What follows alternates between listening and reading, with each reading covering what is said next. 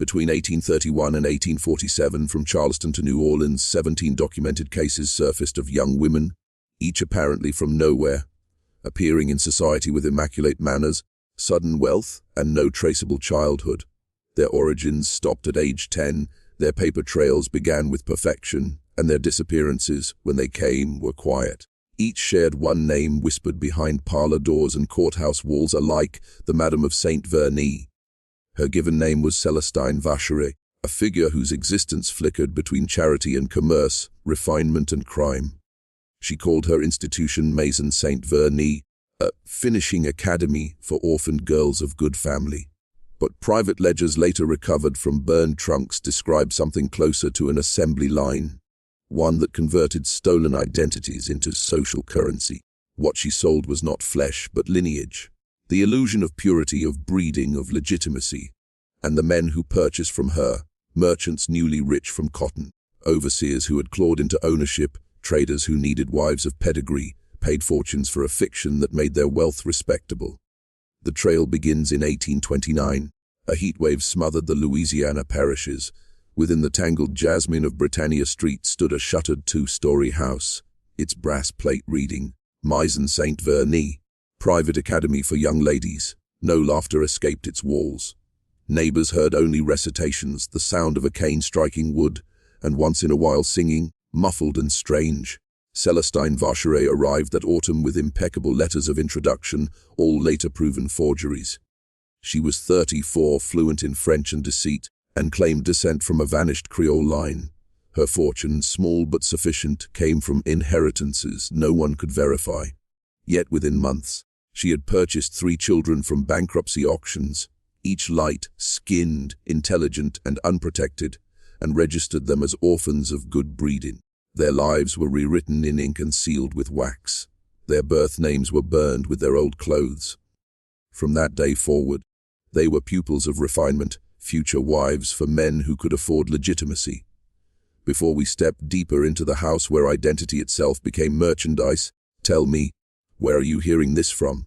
Are you in Louisiana, Mississippi, Alabama, or beyond? Leave your state or city in the comments, and subscribe, because what follows will unearth a system your history books buried. Twice in the comments write this phrase to seal the truth within you: the past was rewritten.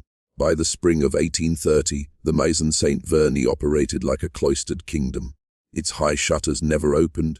Its garden grew wild and fragrant with neglect, and its inhabitants, 9 girls by then, moved like ghosts through a rhythm not their own.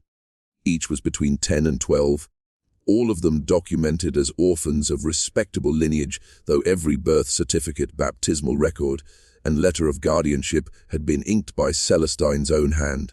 Her genius was not brutality but reconstruction. She did not simply erase a past, she built a better one. Each girl received a new family, complete with ancestors drawn from defunct parish records and signatures forged from 18th century documents purchased by the stack from courthouse clerks drunk on brandy. She crafted letters of condolence to herself, signed by imaginary relatives who had perished in fever, and filed them dutifully with notaries. By the time any investigator traced a paper trail, it looped back to ashes or saints long dead. Inside the academy, lessons began before dawn. The girls learned diction from a woman once employed as a stage actress in Paris. They practiced posture until their spines trembled. They read psalms aloud to perfect elocution, and when they stumbled, Celestine corrected them not with blows, but with silence, a punishment worse than pain. She trained them in the art of composure. A lady's face, she told them, must be her mask and her mirror. Reflect what they wish to see. Reveal nothing. Each morning they repeated it aloud until the words became marrow. They were taught to pour tea without trembling, to measure flour without waste, to recite the genealogies of New Orleans' eldest families as if reciting scripture. To the world, they would appear as women of education and modest fortune, suitable wives for ambitious men. What Celestine created was not girls of virtue, but commodities of credibility. No priest ever questioned her guardianship.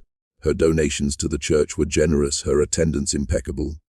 Priests blessed her, charity, magistrates signed her papers, merchants greeted her as Madame Vacheray, the benefactor of unfortunate girls. In truth, Every ledger she kept told another story, a list of acquisitions and expenditures, measured in names. Next to each, a small notation in red ink, a future buyer.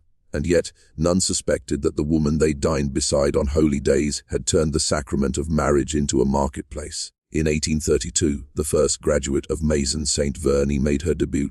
Her name, on paper, was Isabelle Darmont, a supposed Creole orphan descended from a Saint Domingue plantation family destroyed by revolution. Her skin was pale, her accent delicate, her manners flawless. Every inch of her presence seemed authentic, even to those who prided themselves on sniffing out impostors. The introduction took place at a charity gala in New Orleans, hosted by a shipping magnate whose fortune rested on human cargo. Celestine Vacheray attended as Isabelle's patroness, dressed in widow's black and pearls that caught candlelight like small ghosts. She spoke little, smiled only when necessary, and guided Isabelle through the crowd like a general positioning her finest soldier. Whispers followed. Who is she? Her French is perfect. Saint Domingue, you say, and then silence, as if everyone silently agreed not to ask too much. In New Orleans, a good story was as valuable as a good marriage, and Celestine provided both. Within months, Isabelle was engaged to a man 20 years her senior, a cotton merchant with enough money to buy refinement, but not enough to inherit it. The union was celebrated as romantic, respectable, and socially perfect. No one asked where the girl had come from, only how she had been raised so well. Celestine received her payment quietly, not in coins, but in shares, partnership in the merchant's export company. To society, she remained a guardian of lost girls in truth. She was now an investor in the trade that had orphaned them. But behind the curtains of St. Verny, something shifted. The remaining girls began to understand that their graduations were transactions. They overheard fragments, prices, destinations, arrangements. One girl tried to escape. Celestine found her at the docks, barefoot, her forged papers clutched to her chest like scripture. She did not beat her. She only took the papers back, tore them once, and said, "You cannot exist without me." After that, none ran again. By 1835, Celestine's operation had expanded to 3 parishes. The women she raised had married planters, lawyers, and magistrates. Every one of them carried a name she had invented, a lineage she had sold, and every one of them owed her their silence. In 1836, a Jesuit priest named Father Armand Duval began to take notice of the strange perfection surrounding Maison St. Verny. He had encountered several of Celestine Vacheray's graduates. In confession, all recently married, all repeating curious phrases. God has given me a new life. Or, my past was purified by his will. None could name their baptismal parish. None could recall a family grave. Father Duval was not a suspicious man by nature, but he had spent years cataloguing births and deaths in the archdiocese, and he knew the records by heart. There were no Darmonts, no Lestres, no Valcourts in the decades Celestine claimed. Entire bloodlines had appeared overnight, as if conjured. He paid a visit to Maison St. Verny one humid afternoon, under the pretense of offering catechism lessons. Celestine received him with her usual serenity, barely 40 now, though her composure made her ageless. The parlor was immaculate. Portraits of invented ancestors lined the walls, each painted with the same pale hands and knowing eyes.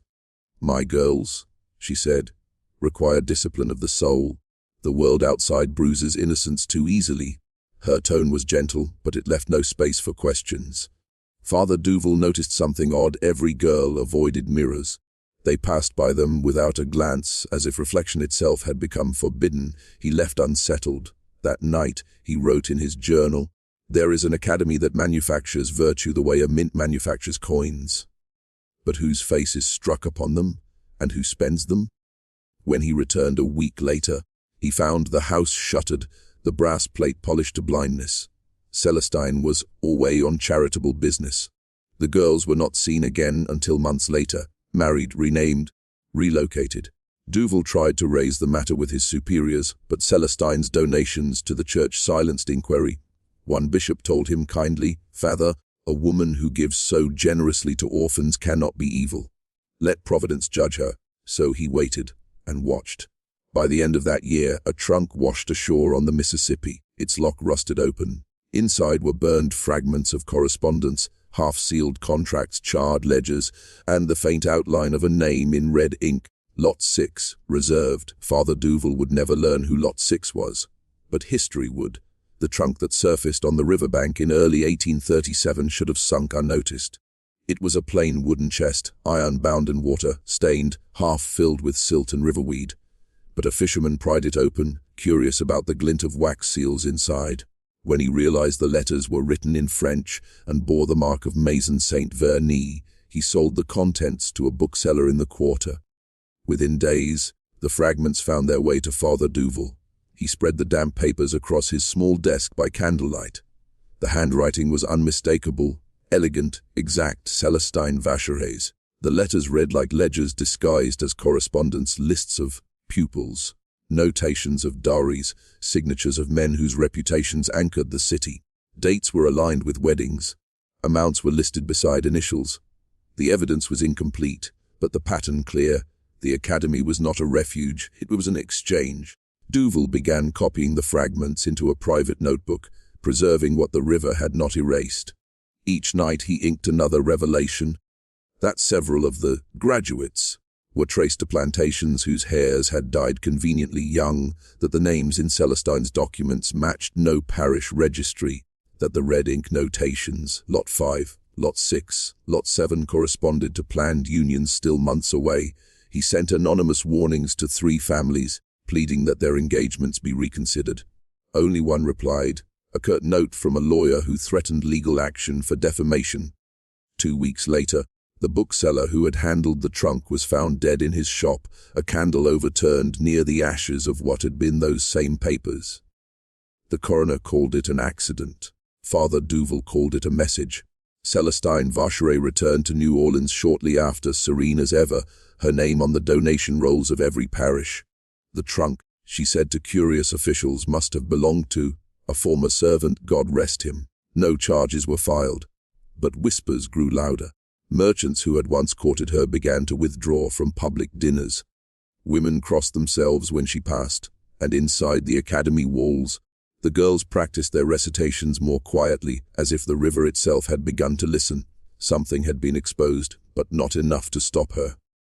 Not yet. By the summer of 1837, Father Duval knew he could not fight Maison Saint-Vernis alone. The church would not act, the law would not touch her, and his sermons, cautious parables about the buying of souls, only made his parishioners uneasy. He needed light, not whispers. That light came in the form of Etienne Morel, a Creole journalist recently returned from Paris, whose small newspaper, Le Courrier du Sud, specialized in printing what polite society preferred to forget. Duval approached him at dusk, in the courtyard of St. Louis Cathedral, handing him a bundle wrapped in linen, the surviving fragments of Celestine Vacheret's letters. Morel read through the night. By morning, he looked both terrified and enthralled. This woman, he said, has built a market on illusion. She traffics in ancestry itself. Together, they began their investigation quietly. Morel visited auction houses, tracing bills of sale that bore the same flourished handwriting as Celestine's contracts.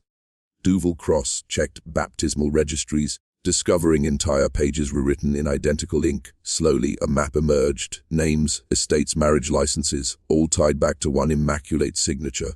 The deeper they dug, the stranger the coincidences. Every man who had purchased one of Celestine's pupils as a wife or ward had soon after received large credit extensions from her associates. It was not merely marriage, it was money laundering through matrimony. Morel prepared a 3-part exposé titled The Saint-Vernis Transactions. Before publication, he sent drafts to trusted printers in Baton Rouge, fearing local presses might be silenced. But days before the issue went to print, his office was ransacked. His clerk vanished. The printing plates were smashed. That same week, Celestine hosted a charity banquet for widows of the flood. She donated enough silver to rebuild a chapel roof, and publicly thanked Father Duval for his moral guidance. The applause was thunderous.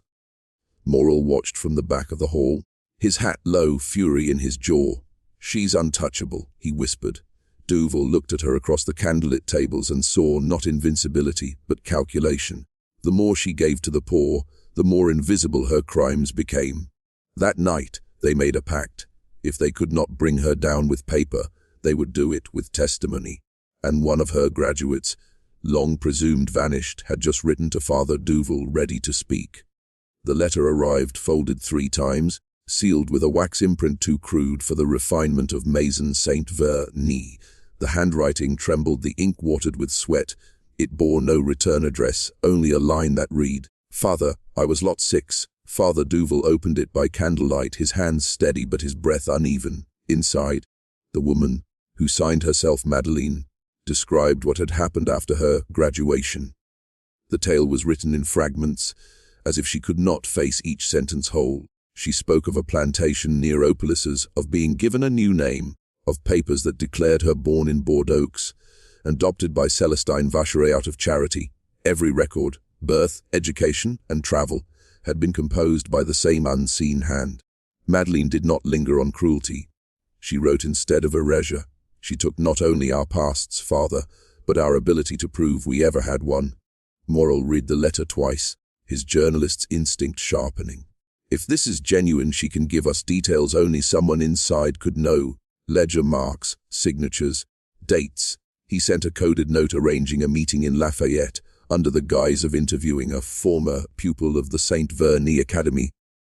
When they found her, she was living under a borrowed name, teaching music to children who believed she was European. Her posture was perfect, her voice calm, but when Morel mentioned Celestine's name, the teacup in her hand cracked in 2. Over hours she recounted how Celestine had taught them to forget themselves, how every mirror in the house had been draped, until we no longer recognized what we were before. She remembered being made to copy a new signature until her old one disappeared from memory. Duval asked, softly, "Why now?" Madeleine's reply was a whisper, "Because she is preparing more girls younger, because the river gave back the truth once. It may again." They agreed to protect her, to hide her testimony until it could be delivered safely to the authorities. But 2 nights later, when Morel returned to confirm the details, her boarding room was empty. The landlady said a carriage had taken her away, escorted by a woman dressed in mourning black. Celestine Vacheray had found her. The disappearance of Madeleine shattered what little calm remained between Father Duval and Etienne Morel. For days they searched, interviewing carriage drivers, questioning hotel clerks, tracing signatures on receipts. But every trail ended in polite shrugs and empty ledgers. It was as if the earth itself had swallowed her.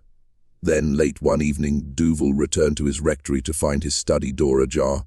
His papers were untouched, his crucifix upright, but on his desk lay a single object, a folded white glove, embroidered with gold thread.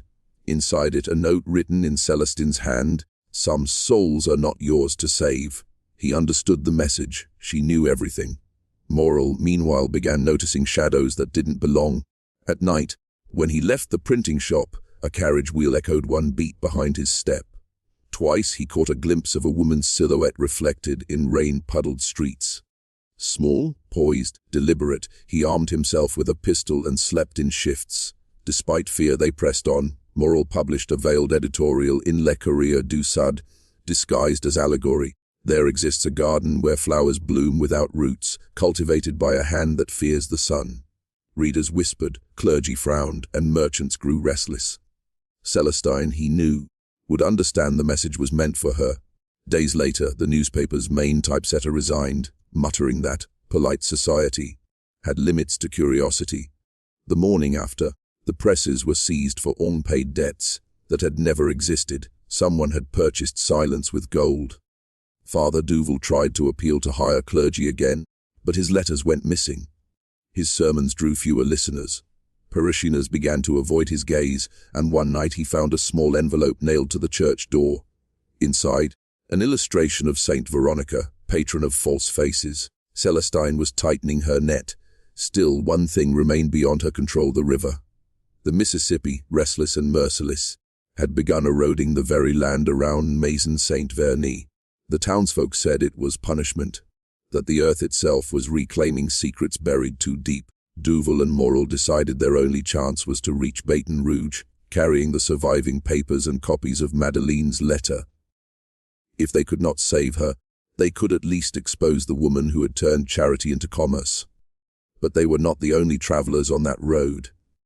The road to Baton Rouge was half mud, half memory, washed out by the spring rains and lined with willow roots that clawed at passing wheels. Father Duval and E.T. and Morel traveled by night in a hired wagon, their only cargo a locked chest containing the remaining fragments of Maison Saint Verne's ledgers. The documents were damp but legible, wrapped in oilcloth and sealed with wax. The air was thick with insects and the smell of rot from the swollen river. Each creak of the wheels sounded too loud. Morel drove in silence, scanning the road behind them. He had seen a lantern there an hour earlier, steady, unwavering, not the flicker of a traveler's torch. Whoever followed them had patience. "Do you think she'd risk open pursuit?" Morel asked. Duval shook his head. "She doesn't pursue, she anticipates."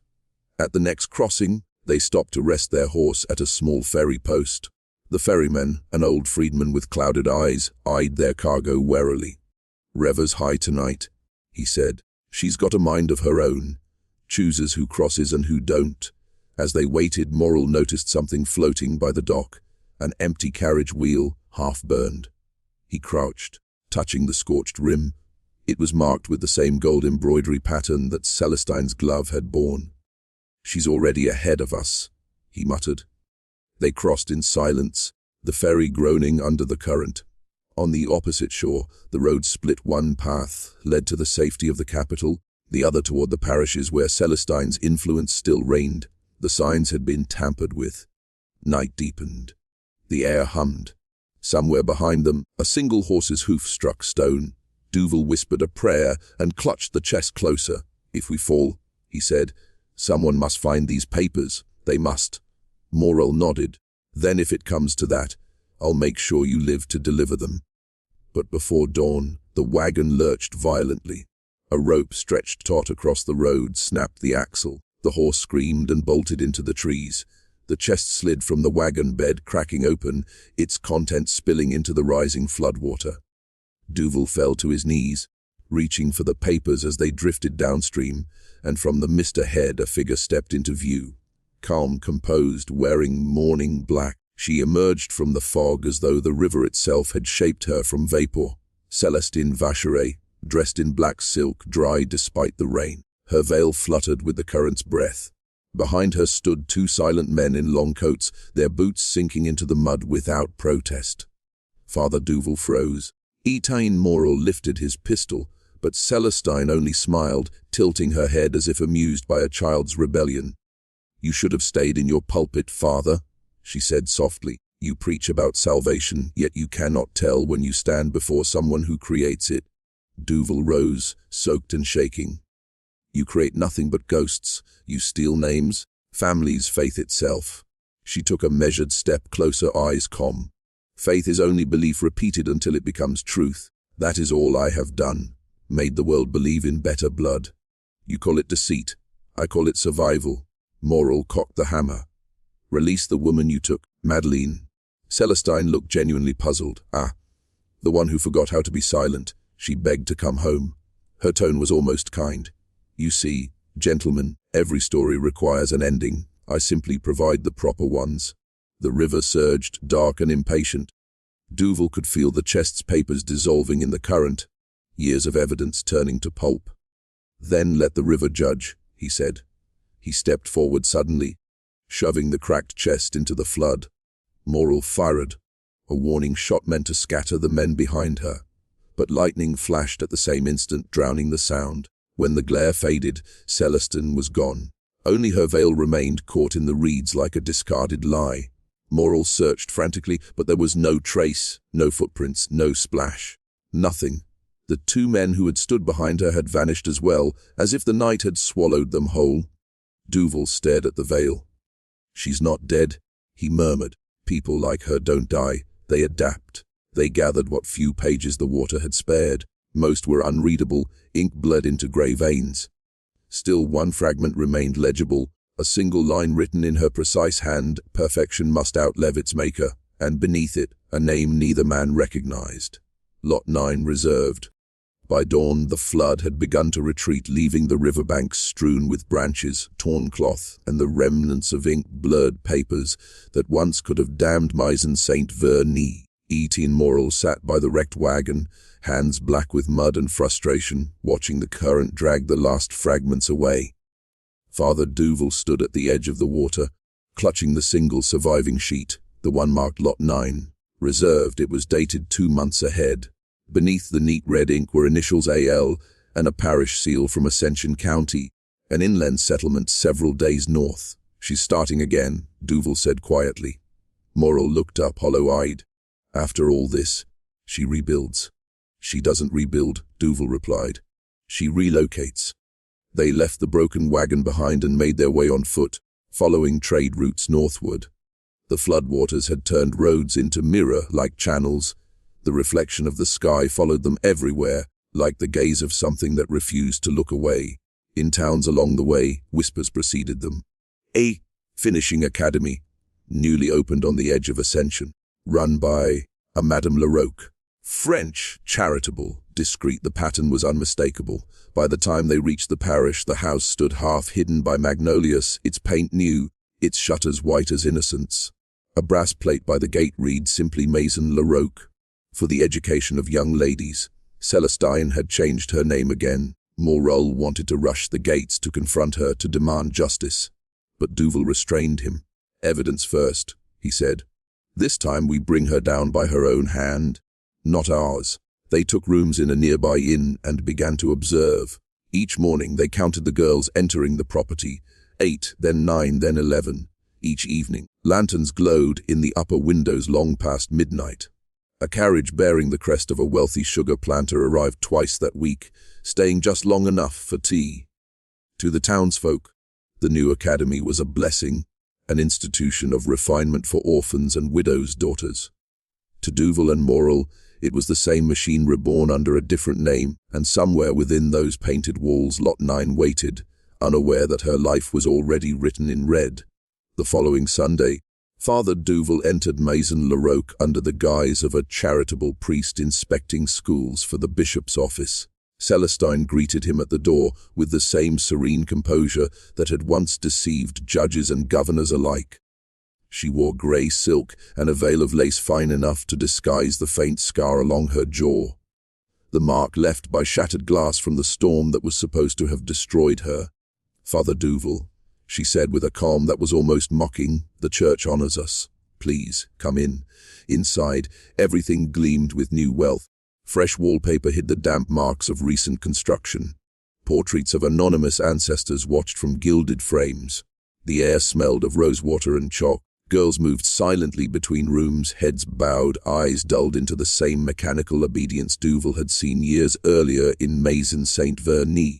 He forced his expression to remain placid, but every breath was rage disguised as reverence.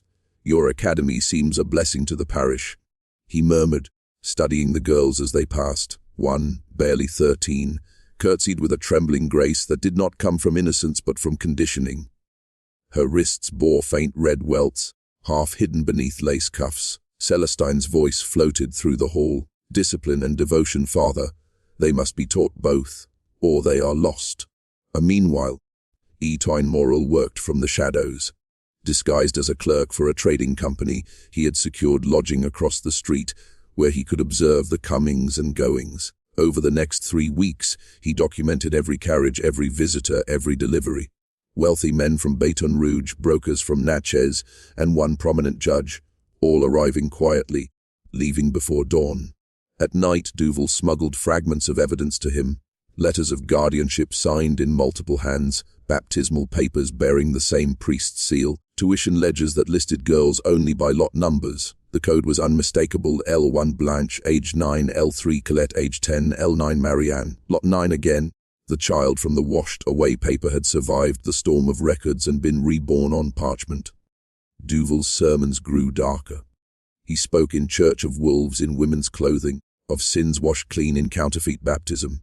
Parishioners whispered, but none dared question Madame Larocque. She hosted their charity balls, funded their schools, blessed their reputations. Duval and Morrill knew they had enough to expose her, but not enough to survive doing it. Still, they planned the unthinkable: to pull the curtain from her house while it was full, during the next parish gala, before the eyes of those who had profited from her lies. The gala at Maison Laroque began under candlelight and thunderclouds. Both fitting, Duval thought. The storm outside mirrored the one inside his chest. The guests arrived in satin and perfume, their laughter gilded with money and guilt. The house, that immaculate shell of respectability, glowed brighter than the church across the road. Madame Célestine Laroque, formerly Célestine Duperret, formerly the widow Saint Vernis, descended the staircase like a queen, the light following her. Her gown was ivory silk, her voice smooth as wine. To education, to virtue, and to the prosperity of our blessed parish, she toasted. Crystal rang, and the orchestra began. Behind the orchestra pit, hidden among the hired staff, Etienne Morel moved with calculated calm. He wore a servant's livery, his hands gloved to hide the burn scars from the old fire. In his pocket lay the folded documents, evidence of her crimes, ledgers, baptismal frauds, lists of girls, loaned to patrons. Duval, standing near the dais, spoke softly to the mayor. "Your Excellency," he said, handing him a sealed envelope for the bishop's attention. "It contains matters of grave concern." Then, before the mayor could open it, Duval turned toward the gathered crowd. "Madame Laroque," he called out, his voice slicing through the music. "Would you permit a blessing upon this house before the evening proceeds?" Her smile didn't falter. "Of course, Father." He stepped forward, but instead of prayer, he opened the parish ledger, her ledger, and read aloud, "Lot 3, Colette, Evangeline, Lot Marianne." A murmur rippled through the guests. The words had the cadence of commerce, not of charity. Duval's voice grew louder. "Sold not to salvation, but to sin, the daughters of this parish. Catalogue bartered, baptized in deceit." The orchestra fell silent. The mayor's face drained of color as he unfolded the envelope. Inside were identical documents, bearing the signatures of men now standing in that very room. Celestine's mask cracked. Her voice, once honeyed, turned sharp. "Father Duval." "You speak blasphemy!" "Then let God strike me," he answered. Lightning split the sky, the chandeliers flickered, then went dark. Gasps filled the room. When light returned, Morel was at the foot of the stairs, his pistol leveled at Celestine. "For Blanche," he said quietly. But the shot never came, because from behind Celestine, a young girl stepped forward, barefoot, shaking. It was Marianne. "Don't," she whispered. "She doesn't fear death. She fears being seen." And in that moment, Celestine's empire began to die, not by bullet, but by exposure. The silence that followed was thick enough to feel. The guests stood frozen, wine glasses trembling, whispers strangled in their throats. Outside, thunder cracked like a divine gavel. Celestine remained on the staircase, her ivory gown glowing ghost-like in the flashes of lightning. For a long moment, she said nothing. Then, with the poise of a woman who had built her life upon performance, she descended slowly, one deliberate step at a time. "My dear child," she said to Marianne, her tone dripping with false tenderness, "you don't understand what's being said here. These men are confused, driven mad by guilt, no doubt. Come to me." But Marianne didn't move. Her eyes, hollow and too old for her face, stayed fixed on the woman who had stolen her name, her future, her soul. "You told me I was bought," she whispered. "You said I belonged to you because no one else wanted me." Celestine's fingers tightened around her fan until it cracked. The mask she had worn for years began to slip, not the silk or powder, but the control. Duval raised the ledger high. "There is no redemption in concealment," he declared. "Your house stands on bones and blessings that were never yours to give." The mayor stepped forward, his voice trembling. "Madame Laroque, these documents bear my seal." "How did you?" "Because you signed them," she snapped, turning on him. "You and every man who paid to keep your sins wrapped in silk." A murmur turned into a roar. Faces once smiling now hardened into horror or denial. Several men slipped toward the exits, tripping over chairs as though fleeing a plague. Morel advanced a step, his pistol still raised, but Marianne placed her small hand over his. "If you kill her," she said softly, "she'll die a story. If you let her live, she'll die the truth." Celestine's face drained of color. For the first time she seemed human, small, cornered, mortal. Outside, bells from the parish began to ring. Duval's doing, calling witnesses from the town. Within minutes, lanterns flickered through the rain as townsfolk arrived, drawn by the commotion. When the doors burst open, Celestine tried to run, but her silk shoes slipped on the marble, and she fell, not dead, not wounded, just stripped of all her illusions. By morning, Maison-la-Roque was no longer a school. It was a crime scene. By the week's end, Maison-la-Roque had become a pilgrimage site for outrage. Parishioners, once eager to dine in Celestine's parlor, now spat her name in the marketplace. The iron gate stood ajar, guarded by militiamen, while the rooms inside, stripped of portraits and perfume, reeked of mildew, candle soot, and secrets unearthed too late. Celestine herself was confined to a guest chamber of the parish courthouse. She refused food, refused confession, refused even to answer to her name.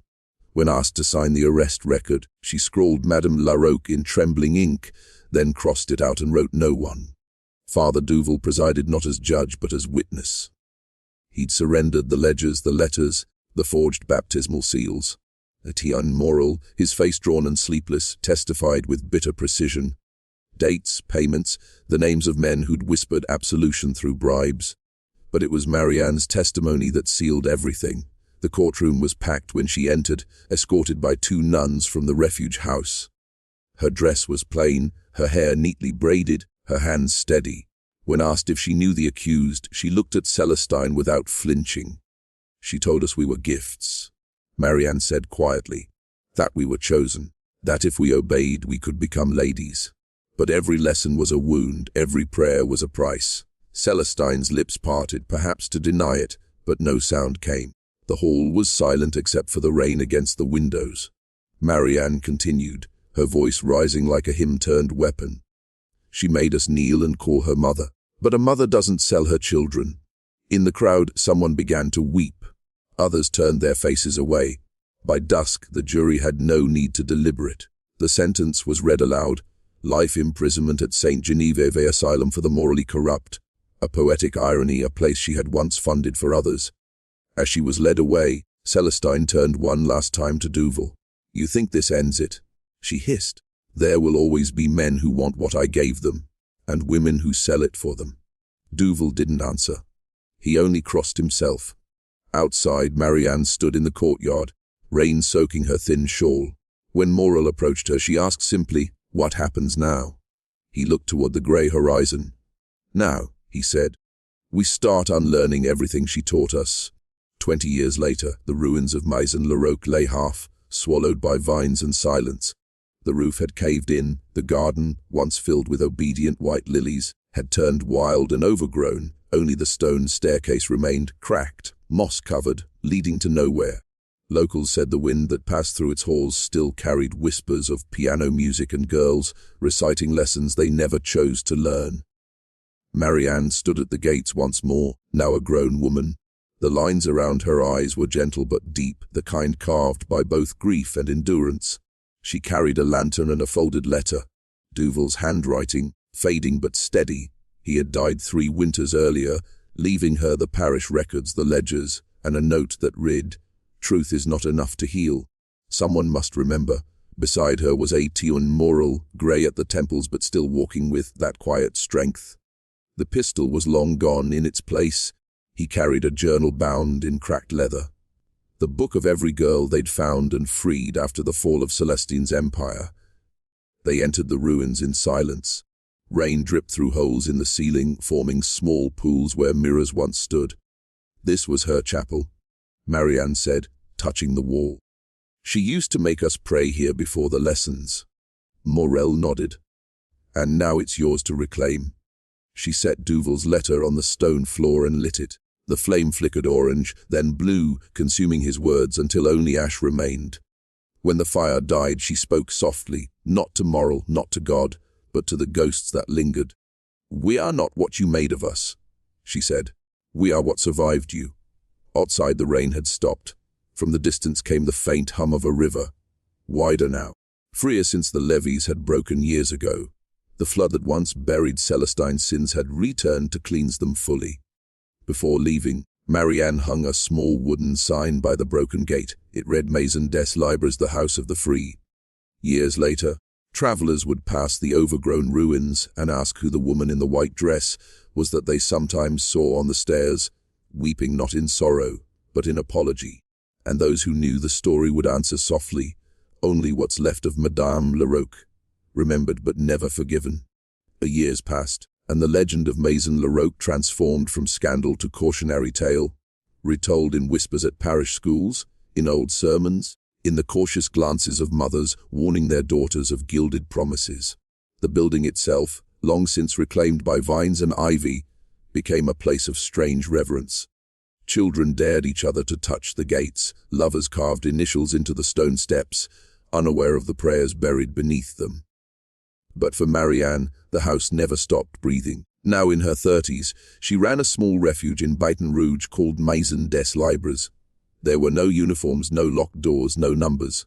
The girls there laughed freely, some scarred, some silent, but all unowned. She never told them she had once been Lot 9.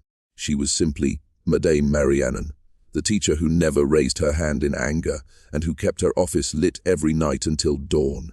The walls of the refuge were filled with portraits, not of saints or benefactors, but of the rescued. Each one signed her name under her own likeness, not a number, a defiant ritual of identity. One afternoon, a visitor arrived unannounced, a young journalist from New Orleans, eager to write about the woman who rebuilt freedom from the ashes of scandal. Marianne agreed to speak, but only if the story began with the girls, not her. When asked about Celestine Laroque, she hesitated. "Evil isn't born monstrous," she said finally. "It's made when cruelty learns to speak the language of love." The journalist wrote that line down. It became the title of his article, and within months, donations began pouring in. A new wing was built, dedicated to Father Duval, with a small brass plaque that read, "He lit the match that burned deceit into light." As the years went on, the ruins of Maison Laroque were declared a heritage site, not of glory but of warning. Visitors came not to mourn Celestine, but to honor those who escaped her shadow. On the 25th anniversary of the fire, Marianne returned once more. She placed a single lily on the staircase and whispered, "For those who never found their names." The wind stirred the vines as if in response. A sigh, a rustle, maybe forgiveness, maybe warning. And for the first time, Marianne smiled without guilt. The story had finally ended, not in blood or silence, but in remembrance. Time, as it always does, softened the names but not the wounds. By the turn of the new century, Maison Laroque and its dark mistress had become part of Louisiana folklore, a story told in candlelit parlors and printed in the margins of reformist pamphlets. Historians would later argue whether Celestine Dupré ever truly existed, or whether she was an amalgam of several women who profited from the slave trade's twilight years under the guise of refinement and charity. But the records, the ledgers preserved by Father Duval and Etienne Morel, proved otherwise. They bore her handwriting, her seal, and the same chilling orderliness. Names turned into numbers, faith turned into currency. In 1892, a scholar from Tulane University uncovered the last remaining ledger fragment in a private collection in Natchez. It was water-stained, almost unreadable, but one phrase remained clear at the bottom of the page. "Virtue is not given, it is purchased. C.D." The scholar noted beneath it. The handwriting trembles. Perhaps the author finally doubted her own creed. As for Marianne, her refuge continued long after her death in 1908. The Maison des Libres became the first unofficial home for freed women and orphaned girls across Louisiana. A sanctuary that would evolve, decades later, into a formal institution for the education of black women during Reconstruction. Her portrait still hangs there today, not sainted, not framed in gold, but in simple oak, smiling faintly. Father Duval's writings, discovered posthumously, contained his reflection on the scandal. "We fought monsters with words and paper, but we forgot. Monsters are not slain, they are starved. And to starve them, one must feed the hungry truth." It became a motto engraved above the entrance of Maison des Libres. The ruins of Maison Laroque still stand near Ascension, mostly swallowed by the swamp. Locals claim that on certain humid nights, when the cicadas fall silent, you can hear a woman's voice reciting names, never her own. Some say it's Marianne, ensuring they're remembered. Others swear it's Celestine, counting the souls she lost in her own arithmetic. But to those who know the story, the voice is neither ghost nor curse. It's the echo of a time when sin wore silk, salvation wore scars, and truth at last found its voice. The camera drifts slowly over the swamp at dusk, mist rising, water rippling with the reflections of cypress trees that look like ancient sentinels guarding buried secrets. In the distance, the broken shell of Maison-la-Roque stands half consumed by vines, its windows black as empty eyes. A woman's voice, soft, aged, unhurried, begins to speak. Once, this house was called a school. Once, its mistress was called a saint. But time has a way of stripping words bare, leaving only what they hide.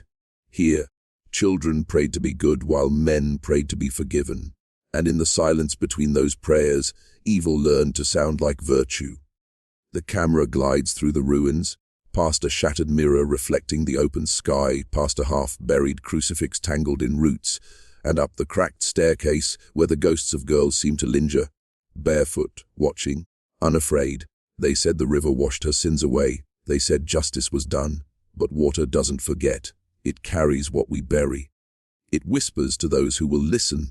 The frame shifts to Marianne's portrait in Maison des Libraries, her smile faint but unbroken, light falling gently across her face. Children's laughter echoes faintly in the background. New voices, free voices. We are not the daughters of shame. We are the heirs of survival. And our freedom was not gifted. It was claimed piece by piece, name by name.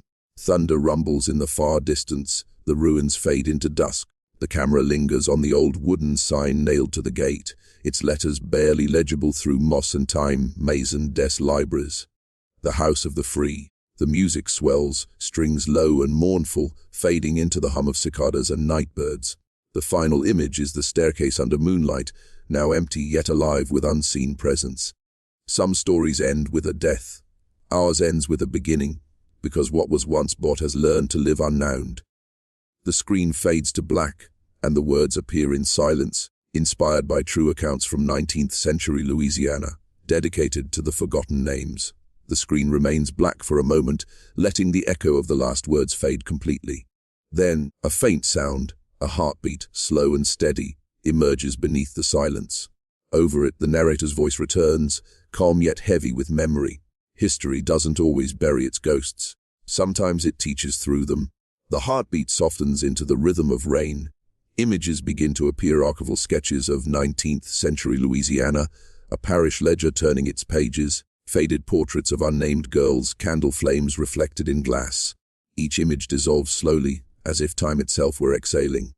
In every record, every church ledger, every forgotten story, there are still names waiting to be spoken, not saints, not sinners, just lives. And when we remember them, even the silence learns to tell the truth. A slow zoom returns to the swamp. The ruins of Maison-la-Roque, now bathed in morning light. Mist drifts across the still water, soft as breath. The voice continues. This was never just the story of a woman who deceived the world. It was the story of those who endured her, outlived her, and reclaimed what she tried to own. Their will, their words, their worth. The piano begins, a simple, haunting melody in minor key. The final line comes like a benediction. Evil may build its house on power, but freedom builds its home on memory. The music swells and the screen fades to white. In bold letters, the title appears one last time. The House of the Free. The Fall of Madame La-Roque. Beneath it, the credits roll over the image of an open journal lying on a wooden desk. The pages flutter gently in the wind before closing on their own, then silence. Just the sound of cicadas. At the very end, a final line fades in, based on forgotten testimonies recorded in Louisiana 1857-1861. The last frame lingers, a candle burning low beside a single lily. The flame flickers, bends, and finally goes out.